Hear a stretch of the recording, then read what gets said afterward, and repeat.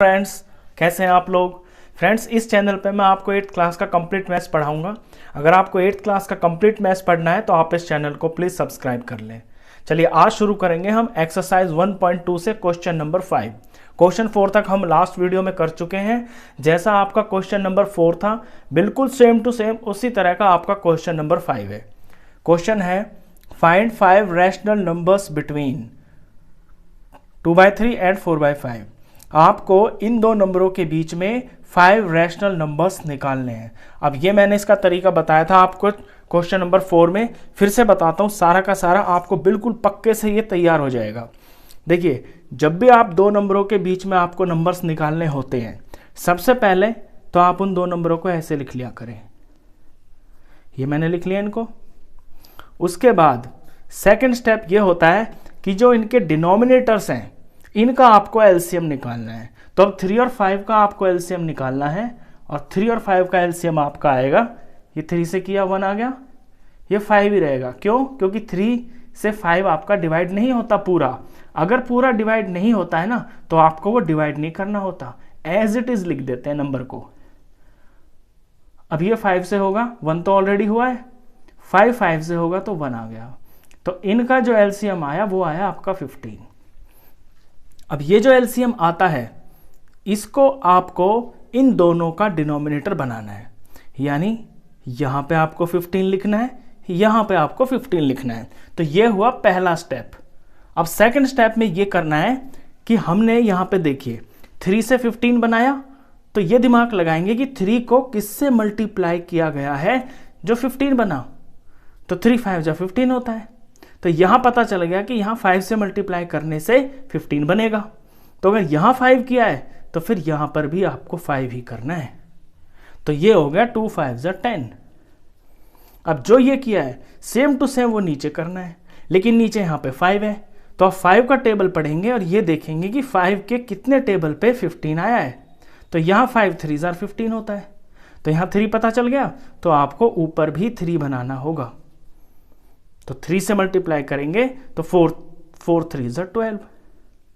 और इन्हें बोलते हैं इक्विवेलेंट फ्रैक्शंस। इक्विवेलेंट फ्रैक्शंस आप 6th क्लास में सीख चुके हैं। उसमें होता क्या है कि सिंपल अपने फ्रैक्शन को ऊपर नीचे सेम नंबर से मल्टीप्लाई कर देते हैं, तो वो चीज़ ना उसके बराबर ही होती है। फॉर एग्जाम्पल, आपका कोई 3 नंबर का टेस्ट हुआ, उसमें 2 नंबर आए, और किसी बच्चे का 15 नंबर का टेस्ट हुआ, उसके उसमें 10 नंबर आए।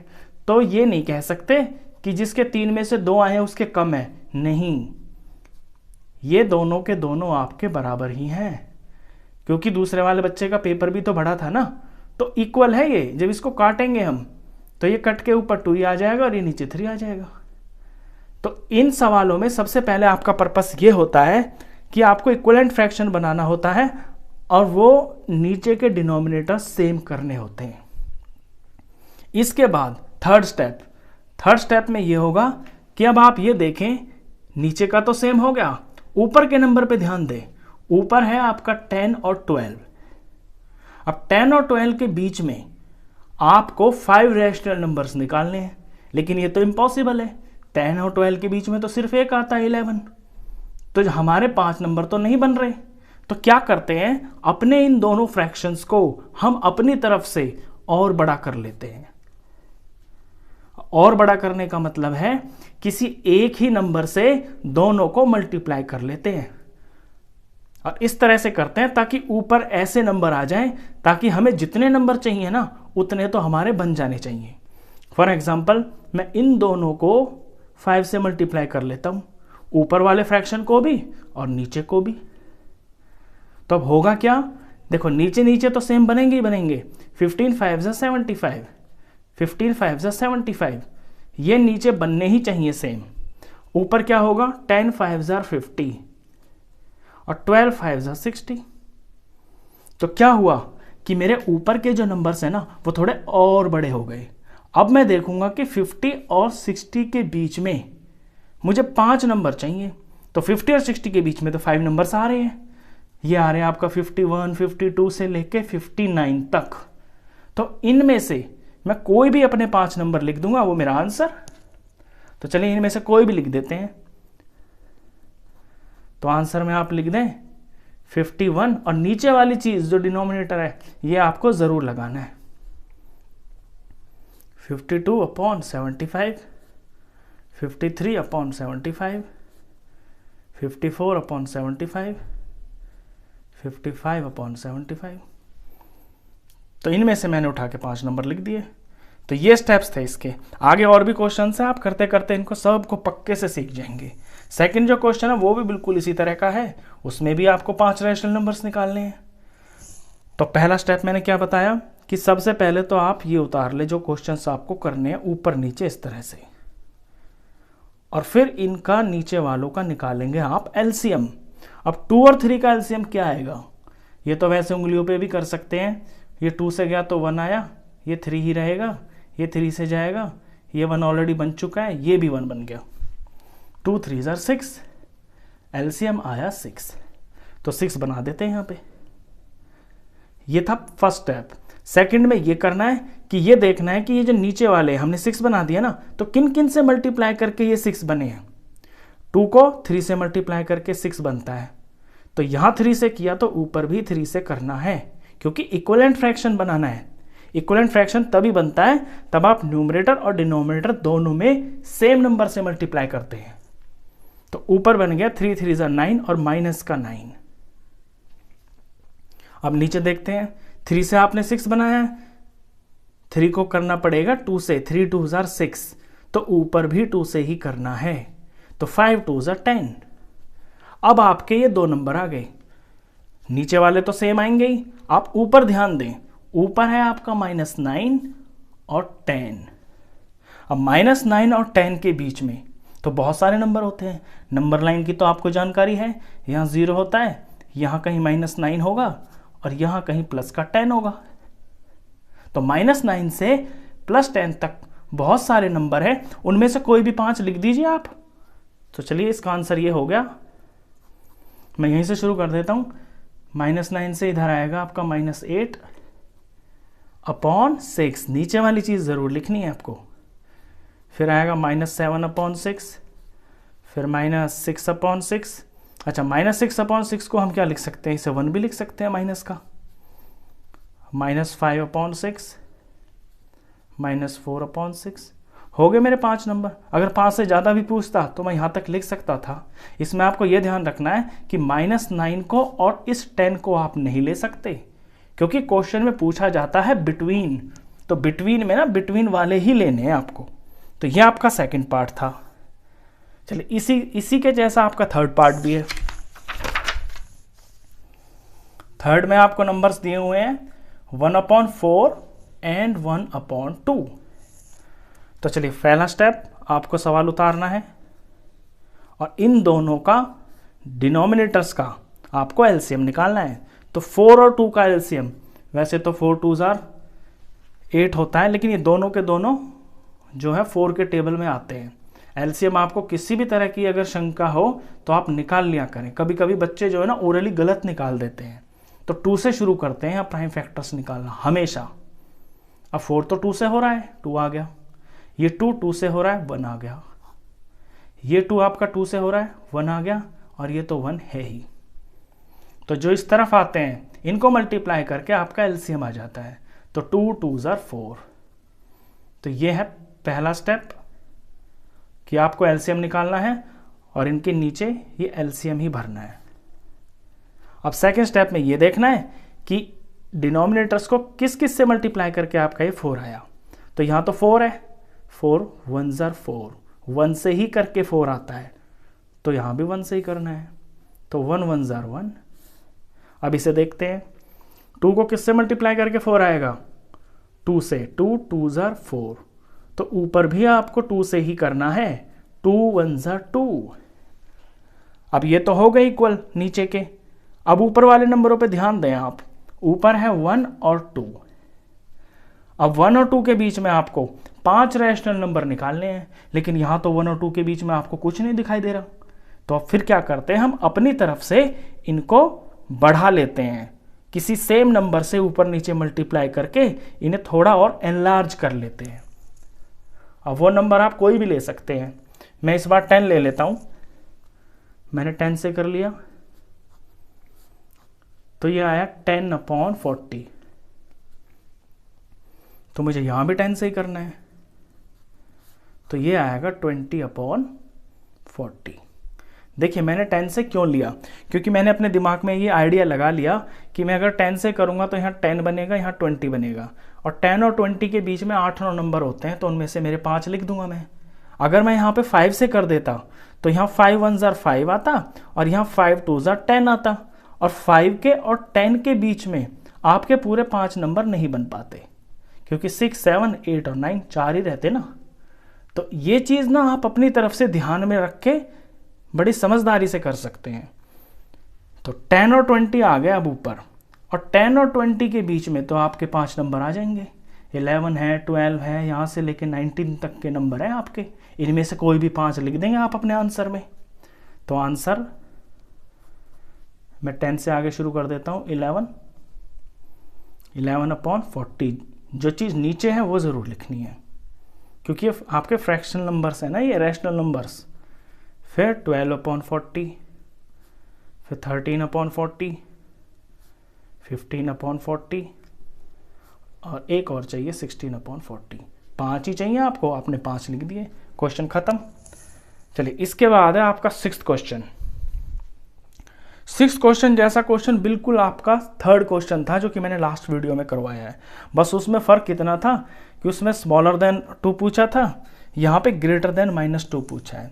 ये चीज़ आपको नंबर लाइन से समझ में आ जाती है। देखिए क्वेश्चन पढ़ते हैं पहले।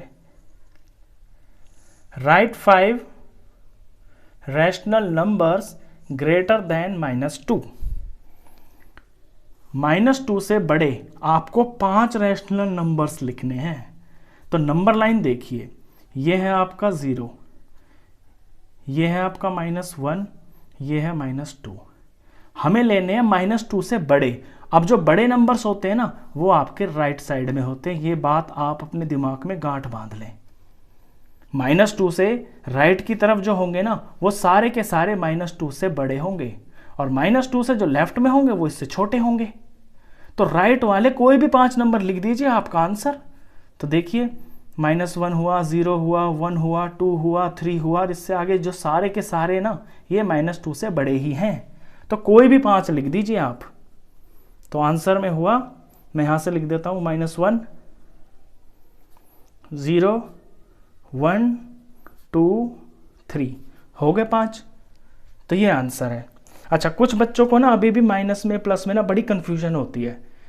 क्या होता है, 6th क्लास में अगर आपने बहुत अच्छे से नंबर लाइन को सीखा है और इंटीजर चैप्टर आपने बहुत बढ़िया तरीके से समझ के पढ़ा है, तो फिर आपको कोई दिक्कत नहीं होगी। मैं यहाँ पे थोड़ा सा आपको बता और देता हूँ कि बच्चों ये नंबर लाइन होती है, यहाँ आपका 0 होता है, यहाँ राइट साइड में 1 2 3 4 काउंटिंग्स चलती हैं, और यहाँ से पहले ऐसे -1 -2 -3 -4। अब जो भी नंबर अपने राइट साइड में होता है ना वो हमेशा बड़ा होता है। फॉर एग्जाम्पल मैं -2 को और 1 को ले लेता हूं, इन दोनों में ना 1 आपका राइट साइड में है तो 1 ही बड़ा है, -2 से बड़ा है 1। अब कोई बच्चे सोचते होंगे कि यार ये तो 2 है ये 1 है, तो 1 कैसे बड़ा हुआ, 2 बड़ा होगा। नहीं, क्योंकि 2 माइनस का है ना। अब माइनस को आप ऐसे समझ सकते हैं कि माइनस का मतलब होता है कोई कर्ज, और प्लस को ऐसे समझ सकते हैं कि जैसे कोई वो अपनी चीज है, और 0 को मतलब है कि ना तो उस बच्चे के ऊपर कोई कर्ज है और ना उसके पास खुद का अपना कोई सामान है। अब यही इस चीज को देखिए, कोई ऐसा बच्चा है जिसने 2 रुपए कर्ज ले रखे हैं, और कोई एक बच्चा है जिसके खुद के पास अपने 1 रुपए हैं, तो उन दोनों में कौन ज्यादा बढ़िया है, जिसके पास अपने 1 रुपए हैं या जिसने 2 रुपए किसी से उधार ले रखे हैं। जिसके खुद के पास अपना 1 रुपया है वो तो उधार वाले से भी बढ़िया है ना। तो इसलिए पॉजिटिव वाले नंबर जो होते हैं वो बड़े होते हैं। और माइनस में भी एग्जांपल बताता हूं आपको, देखिए ये 2 बच्चे लीजिए आप, -5 और -2। अब एक बच्चा ऐसा है जिसने 5 रुपए उधार ले रखे हैं, वो थोड़ा ज्यादा गरीब है। एक बच्चा ऐसा है जिसने 2 रुपए उधार ले रखे हैं। माइनस का मतलब हो गया कर्ज, कर्ज मतलब उधार। तो इन दोनों में कौन ज्यादा बड़ा है, बड़ा वो है ना जिसने कम कर्जा ले रखा है, वो ज़्यादा कर्जा वाले से ज़्यादा अमीर है। तो माइनस का जो नंबर होता है ना, जो छोटा, माइनस में जो छोटा नंबर होता है ना, उसकी वैल्यू बड़ी होती है, और नंबर लाइन के ऊपर आपका वो नंबर होता भी राइट में है। तो हमेशा आप इस नंबर लाइन की जो तस्वीर है वो अपने दिमाग में रखें, तो वहीं से पता चल जाएगा आपको कि कौन नंबर किससे बड़ा है। जो भी नंबर राइट की तरफ आ रहा हो ना, सिंपल वही बड़ा होता है बस। चलिए क्वेश्चन 7 करते हैं। फाइंड 10 रैशनल नंबर्स बिटवीन, अब ये भी वही क्वेश्चन आ गया, सेम टू सेम, जो अभी 3 क्वेश्चन किए हैं ना वही आ गया, कुछ भी अलग नहीं है, बस प्रैक्टिस के लिए फिर से दे दिया। मैंने आपको बताया भी था अपने लास्ट वीडियो में कि इस एक्सरसाइज के अंदर आपके 2 ही तरह के क्वेश्चन सबसे ज़्यादा इंपॉर्टेंट है। एक तो नंबर लाइन के ऊपर वैल्यू प्लॉट करना, और दूसरा किन्हीं 2 नंबर्स के बीच में आपको रैशनल नंबर निकालना। ये 2 क्वेश्चन तो एग्जाम में आने ही आने हैं, इसीलिए ये बार बार दे रखे हैं। चलिए इसे भी कर लेते हैं। इसमें तो आपको 10 निकालने हैं, 3 और 5, 3/5 एंड 3/4 के बीच में। तो पहला स्टेप, आप अपना क्वेश्चन उतारेंगे और नीचे वाले जो हैं डिनोमिनेटर्स, उनका एलसीएम निकालेंगे, यानी 5 और 4 का एलसीएम। अब 2 से करेंगे तो 5 तो होगा नहीं, पूरा नहीं होता है डिवाइड, 4 हो जाता है। इसे 2 से करेंगे तो 5 तो 5 ही रहेगा, 2 का 1 हो जाएगा, 2 1 2।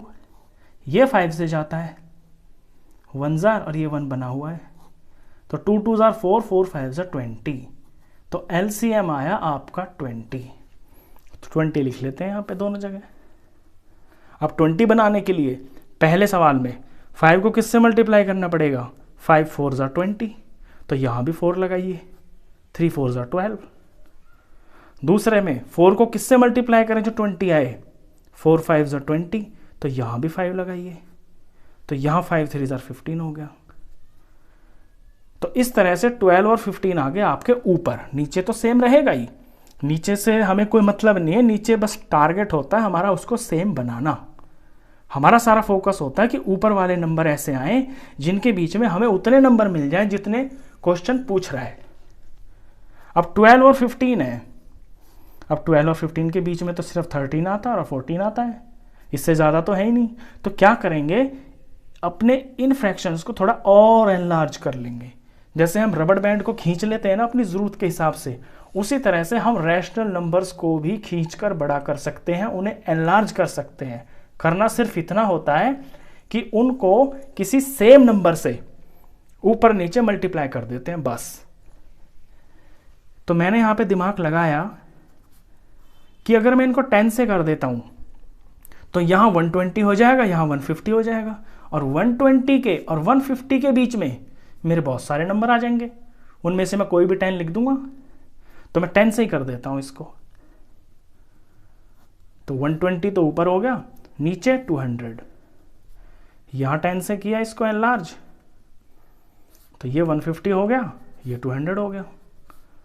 अब नीचे तो सेम आएगा ही आएगा, और नीचे सेम आना भी चाहिए, वो तो शुरू में ही आपको सेम करना होता है, तभी वो जो नंबर ना आपके उनके बीच में निकाल सकते हैं आप। अब 120 और 150 के बीच में तो कम से कम आपके 25 27 28 नंबर आ रहे हैं, बहुत ज़्यादा। उनमें से सिर्फ 10 लिखने हैं आपको। तो आंसर में लिख देंगे हम 120 से अगला आएगा आपका 121, और 149 तक के ये नंबर, इनमें से मतलब 121 से लेके और 149 तक, इनमें से कोई भी 10 लिख सकते हैं आप, और इनके नीचे आपको 200 ज़रूर लगाना होगा। तो चलिए 121 से शुरू कर देते हैं। 121 upon 200, 122 upon 200, 123 upon 200, 124 upon 200, 125 upon 200, 5 हो गए, 5 और लिख देते हैं। 126 अपॉन 200, 127 अपॉन 200, 128 अपॉन 200, 129 अपॉन 200, और ये लास्ट का हो गया 130 अपॉन 200। ये मेरे 10 नंबर आ गए। अब इसमें एक चीज़ और आप बच्चों ध्यान रखना कि ऐसा कोई रूल नहीं है कि आप 10 से ही करें या 5 से ही करें।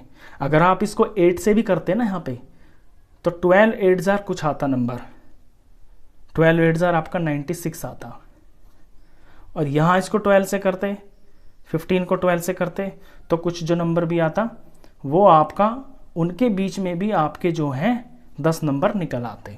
तो ये वाली जो चीज़ होती है ना, जब हम इन्हें एनलार्ज करते हैं, ये हम उस हिसाब से कर लेते हैं कि हमारा काम बन जाए बस। क्यों? ये मैं इसलिए बता रहा हूँ आपको, क्योंकि आपकी बुक के पीछे ना हो सकता है ये वाले आंसर ना लिखे हों। बच्चे सोचे कि यार ये तो सर ने तो ये आंसर करवाए हैं और बुक में तो कुछ और लिखा हुआ है, तो यानी कि या तो बुक गलत है या सर गलत है। नहीं, दोनों ही ठीक हैं, क्योंकि हो सकता है बुक वाले ने यहाँ 10 की जगह 11 ले लिया हो, या 10 की जगह 9 ले लिया हो, या 8 ले लिया हो, तो फिर नंबर कुछ और आ जाएंगे इस वजह से। तो चलिए, ये 7वां क्वेश्चन था आपका, ये एक्सरसाइज का लास्ट क्वेश्चन था। आई होप आपके सारे क्वेश्चंस बहुत अच्छे से समझ में आए होंगे। ये चैप्टर आपका कंप्लीट हो गया है। अगर अच्छा लगा हो आपको ये लेक्चर, ये वीडियोस आपको अच्छे लग रहे हो, तो इस चैनल को प्लीज़ सब्सक्राइब करें। Thank you.